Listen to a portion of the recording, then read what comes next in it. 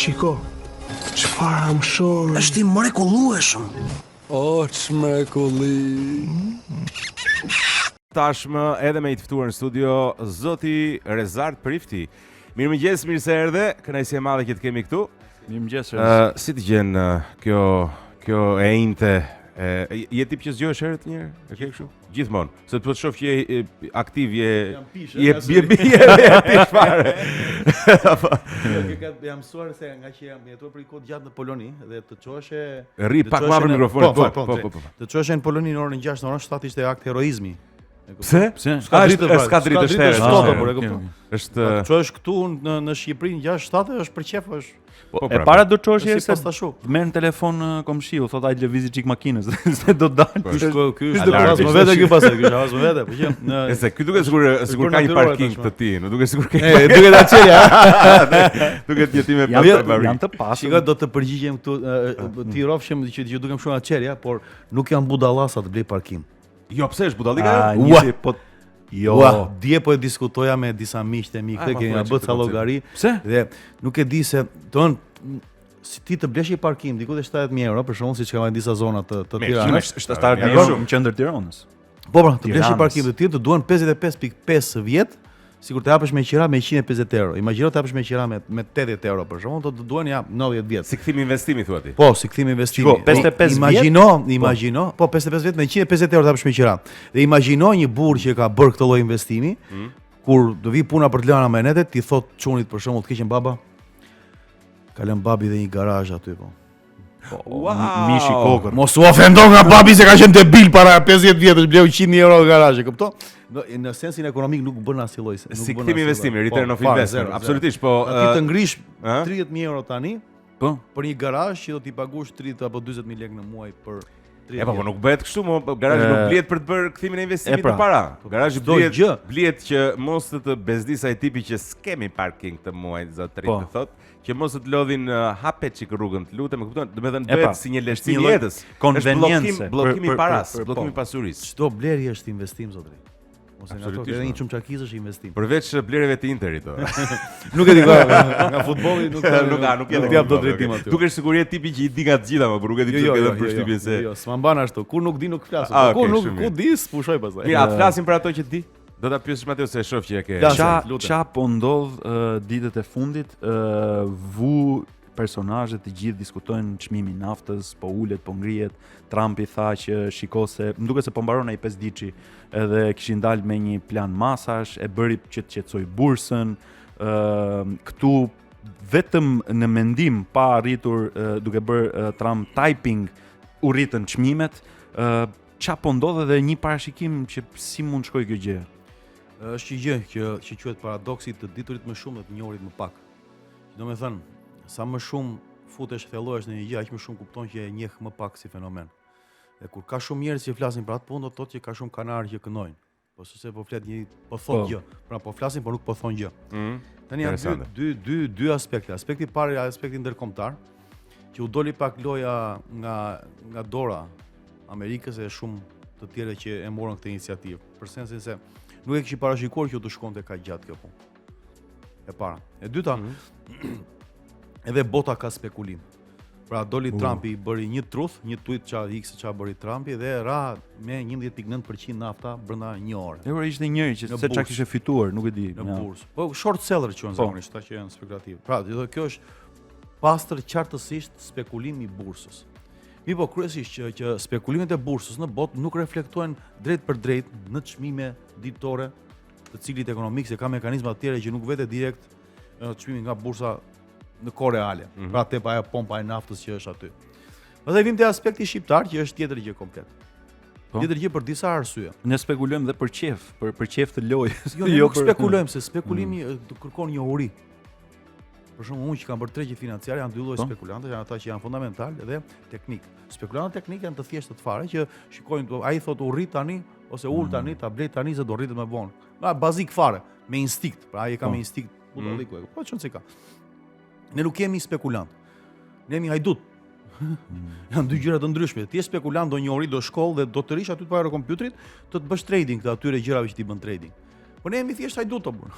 Është më e thjeshtë kjo se kam dëgjuar këtë që tregu jon spekulon. Nuk spekulon zotëri.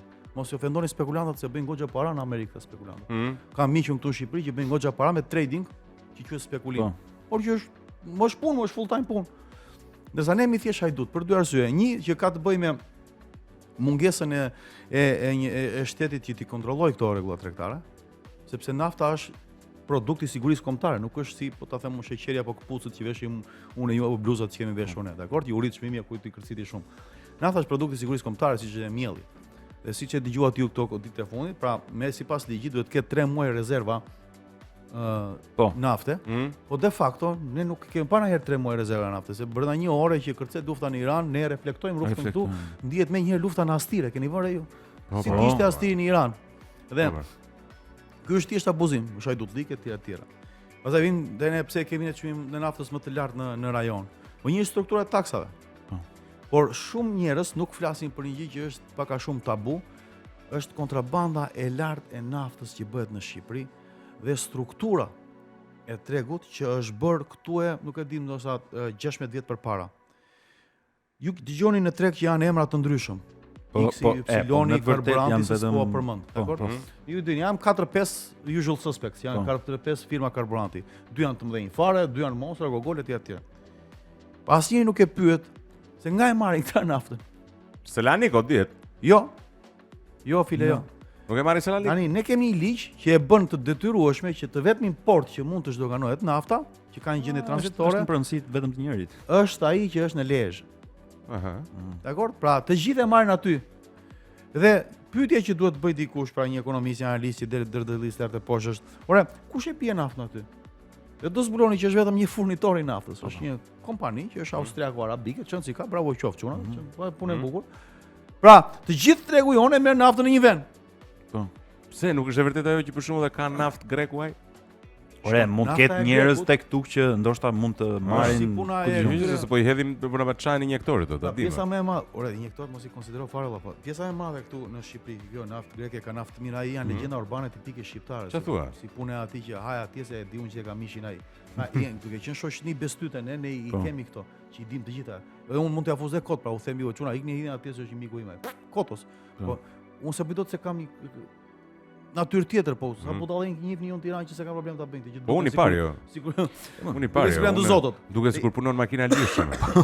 Po, ushtruan autostradë makina nuk e ndjeva që. Këndon. A ka të tillë që bëjnë import nga Greqia? Ka. Po unë pyes thjesht fare. Por zotri, një person që bën import nga Greqia mund të marrë 1.5 apo 6 bote. Sa është kosto që të marrësh naftën me botë nga Greqia ta biesh këtu në Tiranë? Po reflekton çmim. Ndërkohë, tash edhe më shtrenjtë. Do greke thot. Ai ta gjen pastaj. Sido qoftë reflektohet me 50 lekë me 100 lekë në çmim. Po një person që e bie me tanker dhe mbaron punën aty në Lezhë dhe ushtrimet të gjithëve, ka diferencën në çmim tani që themi të qartë atë që bëjmë këtu. Nuk është njësoj të marrësh 1 kilogram domate e të marrësh 1 ton domate. E qartë, jo, sigurt. Po ti thua ekonomistët nuk kanë kapacitetin që të shtrojnë këtë lloj pyetje apo ekonomistët e kanë përgjigjen e kësaj pyetje dhe duan ta shtrojnë? Jo, një pjesë ignorant, nuk e din fare si është. Ç'është ignorancë, nuk thua ç'është korrupsioni ose një pjesë pastaj marrin rrog makinat e këto që kanë koncesionarët e naftës e tjera. Unë njoh nga ata analist plot që kanë marrë makina, marrë bensa. Ata që din s'duan dhe ata që duan s'din i bie pak a shumë, kjo është logjika. E si zgjidhet kjo situatë Rezar? Si do zgjidhet? Domethënë e zëm se ti ke shkopin magjik, do ta rregulloj unë këtë treg thua, edhe do t'i çojmë çmimet aty ku duhet. Ku duhet të ishte çmimi sipas te i naftës? Në këtë realitet. Shqipëria nuk ka nevojë as për shkop magjik as për filozofi. Se dëgjoj shumë njerëz që bëjnë shkencë, bëjnë moral, flasin për korrupsionin, flasin për ekonominë, thua ti, ora s'ka shkencë ky vend fare. Dhe mos ka se mund të kopjojmë modelet gatshme po. Është shumë e thjeshtë fare. Ora liberalizohet tregun e naftës. Kaq. Naftë të fusi kush ti doj tajarja. Pse si është si është ligji tani? Kjo është e rregulluar me ligj. Apo është e rregulluar me mekanizma? Zotëri është e rregulluar me ligj. Është e rregulluar me ligj. Ligjin dikush, një që ka qenë kandidat për kryetar bashkie i pavarur i Tiranës, e kupton, ka qenë te energjetika atëre, boni ligjin edhe u mbyll kjo punë. Në Porto Romano, ku di që si ka emrin. Okej. Ç'është vërtet nuk liberalizoi ligjin zotëri. Ka qenë thjesht fare. Çdo gjë që është e kontrolluar rëndshëm nga shteti është destinuar të prodhojë korrupsion dhe dështim total. Mund të jap një shembull shkurtimisht. Nëse e keni parasysh, në Shqipëri është bërë një eksperiment dhe profesioni i parë i liberalizuar totalisht në Shqipëri është stomatologu. Namin po bëjnë stomatolog. Ja pra këto dilja. Namin po bëjnë. E keni vënë se sa dentist ka Shqipëria? Pra i ka të gjitha, më që tani të mos bëjmë edhe si Hirushja, i ka të gjitha. Nga të 100 8.000. Po. Ky është tregu plak. Normal. Nga 30.000 lekë mbushja te 1.000 euro mbushja. Ky është tregu. Patjetër. Mbushësh sa ta ka Ore, xhepi. janë budallënj italianët që vinë turizmi dentar. Dhe kjo industri ka prodhuar në Shqipëri miliona euro. Njerëz të aftësuar shumë. Pra klinika sa duash, stomatolog sa duash, pra kush do ja është i pari sukses dhe konkurrencë. Bravo, në sektorin privat. Konkurrencë të plot. Bravo. Pra asnjëri nuk mbetet pa mbushur dhëmat në mënyrë cilësore, e siguron tregu këtë. Po. Dakor, të keni vënë besoj? Po, absolutisht, ke të drejtë. Që mua më bëhet zemra mal kur i shok. Edhe krenar jam për ta. Më bëhet zemra mal kur i shok dhe nuk më pëlqen kur dalin vetëm aksidentet. Aksidente ka gudovlla. Po shet lajmi, mediat vdesin të shesin këtu. Siç ka shqiptar që janë tash shkelin ligjin, ka dhe italian që janë apo ku dëgjojmë. Absolutisht, serbe, çfarë greke patjetër. Ai thot, mi bëj këto 12 dëmët brenda 2 ditësh. Brenda 2 ditësh. Po nuk bën brenda 2 ditësh, e kupton se. Okej. Po i do ai se këto kursi hotelin, se ka dhe italian një koqire, kuptoni idenë. Jo si ka edhe italian një koqire. Italianët janë sinonimi një koqire lloku të tani për të thënë këtë, të marrni shembull tjetër. Një profesioni më i rregulluar me ligj në Shqipëri. Profesioni më kot, më parazitar, më hajdut, më ordiner, më i paaft, jo. Për një shok rregull me ligj. E ngacmoj atë. Okej. Ngacmoj Mario, thjesht e ngacmoj batut e brendshme. Teknik zotri? Ha? Urdhro? Për cili është profesioni? Noteri. Okej. Profesioni më ordiner. Jo, more, pse? Ta them unë. Se deri diku kanë vrarë konkurrencën duke qenë se janë numër fiks si fillim. Jo, janë i rregulluar me ligj në mënyrë të rëndshme. Që do thot? Që do thot zotri ti s'bësh noter po se trashëgove licencën. Pse? Noteri s'ka nevojë për shkollë, diti apo jo? Ose po se bleve. Por un kam qenë në Amerikë para verën e kaluar, duhet noterizoja një dokument që ti thosha nusës time që un do ikja para ti ke drejt marrësh fëmijët atje. Zotri, vajta te USPS-i, dakor, vajta atje, nxori një dokument ai, e noterizoja ai me $5, ç'a do thosh tha, shnetet mira. Pra, edhe një hobo e bën noteri. Është profesioni që s'ka nevojë për shkollë, më ignoranti. 1, 2 është profesioni më i kontrolluar. 3 është profesioni më idiot dhe më grabitqar. Pse? Si kam mundësi që një noter duhet të më marri mua për të gjeneruar certifikat në pronësisë time nga 400 deri 700.000 lekë tarifë të caktuar. Dale çiko plak. Ti të gjeneron një dokument që e gjeneron një institucion shtetror. Sigurinë e jep institucioni shtetror, po ti për çfarë po më tarifon mua? Për vulën, se bëre kërkesën 400.000 lekë? Për vulën. Cilën vul pra? As ka vulën? Po, ore ka vulën, po vulën. Për atë vulë, për atë vulë. Te certifikata e shtëpisë time. Sepse është vulosur nga institucioni që çfarë ka ASHK-ja. Vërtet është, domethënë në sensin që duke qenë se janë, besoj që kjo vjen nga logjika që janë e rregulluar me ligj dhe numër i kufizuar. Nëse do hape si profesion dhe do ishte më i lirë, patjetër konkurrenca do bënte që mos kushtonte 400.000 lekë, po të kushtonte, nuk e di, 10.000 lekë. Ore, njerëzit thonë është mesi me fat, unë po them noteri, fati më i madh dhe një talenti më i madh i jetës është noter. Po patjetër, ka kënaqësi më të madhe, çfarë problemi ka, le të bëjnë njerëzit do. Bëu ti noter o zotri, bëu ti noter. Pse s'u bëre ti? As do të bësh, leri ata pas. Liberalizohet tregu. Ore, po për ndërtuesët edhe sektorin e ndërtimit. Po pra na jep një diskutohet pafund, ç'a po ndodh, ku i kanë lekë, ku i gjen lekë shqiptarët që të blenë ku dëgjon me 2.000, 3.000, 4.000 euro metri. Po këto ndërtuesët, sa ndërtues ka, nuk e di, më para 2 muajsh pash që ishin rreth, kam përshtypjen 1.000 ca ndërtues vetëm në Tiranë. Por edhe halla ime është ndërtuese, po. Ka i cop ton, hapi që kë bën ndërtues, po. Ka dhe ndërtues që hapin 10 nipte etj. Po ideja është ç'a po ndodh?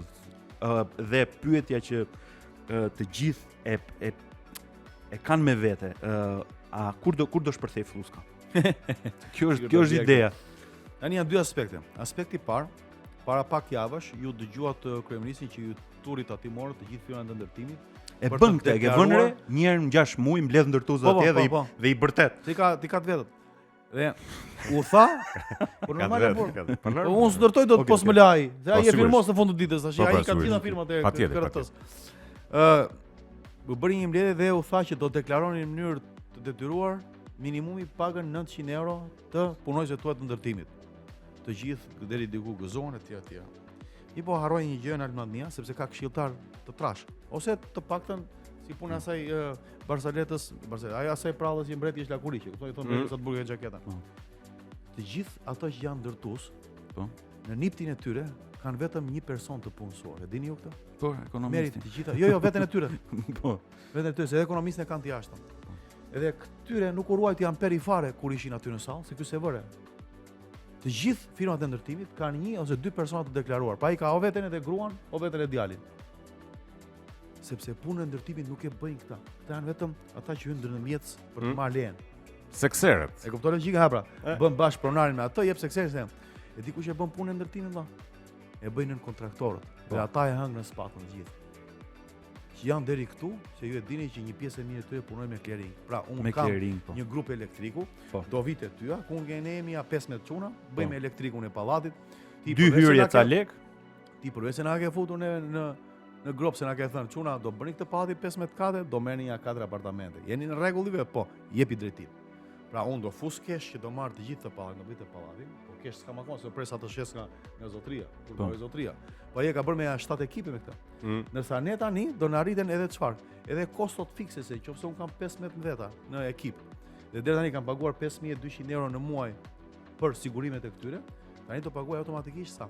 18000 euro në muaj për sigurimet e këtyre. Pse? Se kështu i ratu Tankamonit. Pyetja e parë që bëhet, sa e bukur Tutankamoni thotë. A vlen që nga 5000 euro të bëhet 18000 euro kjo punë? Dhe kushdo nga neve, unë i paguaj shtetit shqiptar në muaj vetëm sigurinë shëndetësore shoqërore 780 euro. I paguan ti? Po, nga rrogat që marron. Okay. Dhe mendoj tani. Se është edhe periudhë divash. Dhe me datë 31 plotësoni diva. Pra unë i paguaj, pra më mban mua kudo ky Kalbësiri që Elbësiri shtet 700.000 lekë në muaj.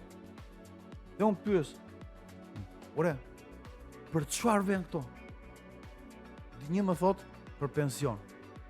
Që me që po shoh plakën ti e pas 40 vjetësh punë tani nuk rezultoi suksesor në pension. Se i doli 200.000 lekë. E dyta, më thon për sigurime shëndetësore. Unë nuk di në një rast që unë të kem vajtë mos kem bërë derman pa lekë. Por gjithmonë kam bërë derman me lekë. Në spital thua? Absolutisht. Po. Tani që t'jemi de jure de facto. Të flasim, të rim shtronë të flasim drejt. Kështu që po të justifikohesh kjo puna që unë të ndihesh ai sigurt që kur të në spital ti bëj halal këto lekë, hajde dhe ma bëj 1 milion. Ky shqetësimi kryesor i gjithë shqiptarëve. Kjo u bë vetëm për të mbuluar gropën e madhe të mendon se po mirë, një moment. Okej, tani për sa i përket ndërtimit se nuk e prekëm atë. Aty dalin. E famshme që u intereson shqiptarëve, a do ulën çmimet apo do rriten çmimet. Hajde një na thuaj. Dhe duhet të paqartë burr. Do ta shpjegoj këtë sepse s'besoj ta ketë përmendje. Se duhet blej një shtëpi ti Mateo dhe jam ta blej tani apo mos ta blej. Shiko. A do rriten çmimet? Shqipëria ka rreth 4.4 miliard dollar të GDP nga para ca kohësh, ka vajt 8.2 mos gaboj. Po. Pra prodhimi brendshëm i Unionit. Dakor? Pra kysh aq prodhohet me letra, me laps. Për një vit në Shqipëri. Sipas shumë llogarive, Shqipëria ka një 2 miliard euro të ardhura nga droga, nga çunat që janë lart e poshtë. Informalitet. 2 miliard janë informaliteti apo total? Drog. Vetëm për pritë do vinë, janë tjetër gjë. 2 miliard droga. Pa shënim, po 2 miliard janë të ardhura nga droga. Po. E marr mund ta i fuste në ullishte, i fuste poshtë, nxiri i thashë se i kalbe, kupton. Ti thjesht jam kurioz për mekanizmin se si i gjeni, domethënë si i llogarit 2 matë. Çdo gjë në ekonomi është e matshme kollaj fare. Okay. Kollaj fare. Ta them unë. Bëhen ca analiza që janë të komplikuar për një, por janë shumë të kollajshme. Okej, 2 miliard drog. Po, drog. 2 miliard llogariten gjithashtu nga evazioni fiskal. Okej. Për shembull, pyet një herë në dogan aty, pse në dogana ka shumë pak import kripe si aq i jetim në gjellës, dhe ka aq shumë import krip rrugë. Edhe pse në rrugë s'ka krip kur bie bore, ke vënë? Bora. Shi, mos më thuaj që importojnë si krip rrugë. Importojnë si krip rrugë sepse ka referencë më të ulët. Unë do dash një shembull që mund ta kuptojnë gjithë jam shtëpi, kupton? Qartë. Pra unë do jap 1 milion shembull tani. Po ja 2 u bën 4. 2 u bën 4. Buxheti i Shqipërisë për këtë vit, se shumë njerëz thonë që u rrit buxheti i Shqipërisë. Unë çaj kur rritet buxheti i Shqipërisë. E di pse? Po sepse janë takset e mia që u rriten këtyre për t'i bërë rrushë kumlla valla, e kupton? Shumë njerëz qeshin, edhe qajin, edhe këndojnë, edhe unë u rrit ama shqyr buxheti. Larg qoftë plak rritet buxheti i Shqipërisë. me këta njerëz. Tani buxheti i Shqipërisë llogaritet të jetë diku te 5 miliardë euro. Që do të thotë, pra qeveria shqiptare ka 5 miliardë euro këtë vit për to shpenzuar. Bam. Kartë poshtë. Tani, me sa keni jetuar ju në Tiranë? Sa është tarifa e korrupsionit në Shqipëri? Dikur ka qenë 20%. Po për hir të se u bëm një familje tani, nuk po e marr 40 sa ç'është realia e tregut, po ta marrim 20. Pra 20% e këtyre fondeve shtetërore. Fjalë vërtet valla. A janë korrupsion? Pra 20% e 5 miliardësh i bie 1 miliard. Atë po. 1 miliard euro. Pra 1 miliard që do të thotë, këto janë korrupsioni i gjeneron shteti valla. Po e thjesht fare. Kupton? E thjesht fare. Po. Pra 2 miliardë e para, 2 miliardë 4, edhe 1 miliard u bën 5.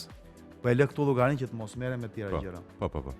Që do të thotë, janë 5 miliardë dollar në vit në Shqipëri, që i bie fiks, sa thot Banka Botërore dhe FMN për ekonominë gri në Shqipëri, që është gjysmë në të zezë e gjysmë në të bardhë, që duhet çfarë çuna? Të shpenzohen. Po. Pse s'është para e pistolla. E kam shpje, e kanë kesh. E kanë arka, e kanë jastik.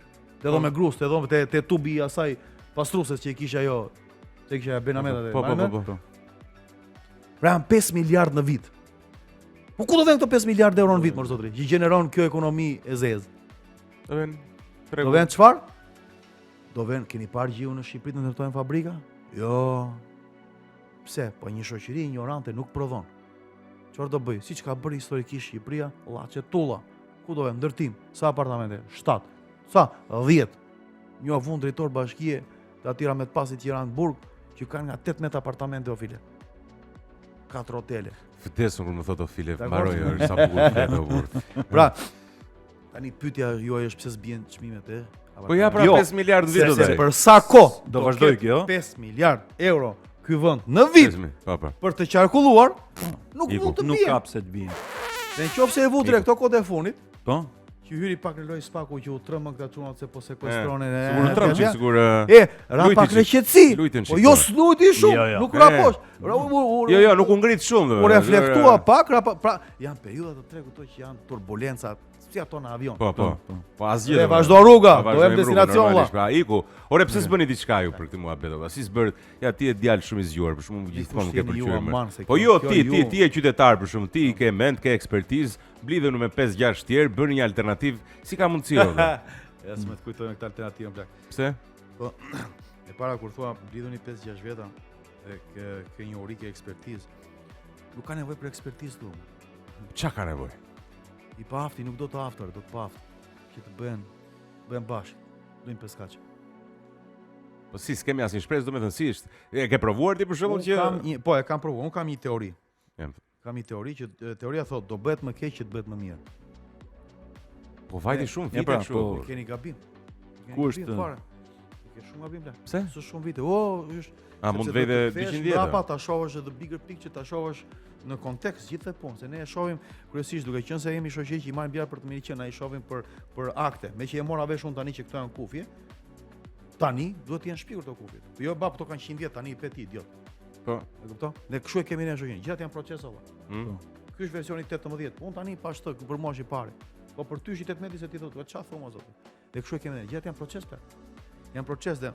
Para shumë kohë provova të nisja një nisën politike që quhesha vërtet fiks alternativa, ndaj qesha kur të alternativa. Alternativë, shef? Ishte erdhi nga shpirti e pra, e kuptoj, ishte liberale e djathtë, se unë jam për tregun dhe individin. Do të kisha votu, Unë jam unë jam për tregun. Je aft, paguhesh shnet. Madje ku ta gjej që të paguhesh ti si aft. E para, dhe nuk jam për liritë e grupit, jam për liritë e individit. Dakord jemi. Po ishte individi, ti unë, i lumtur në mirëqenie. Prodhon grupin, prodhon familjen, prodhon gjë pa patjetër. Kështu reflekton. Komshiu do të qeshësh, do të ngërdhësh. Deri natë edhe komshiu do ta, është si sëmundja që kalon, është sëmundje mirë.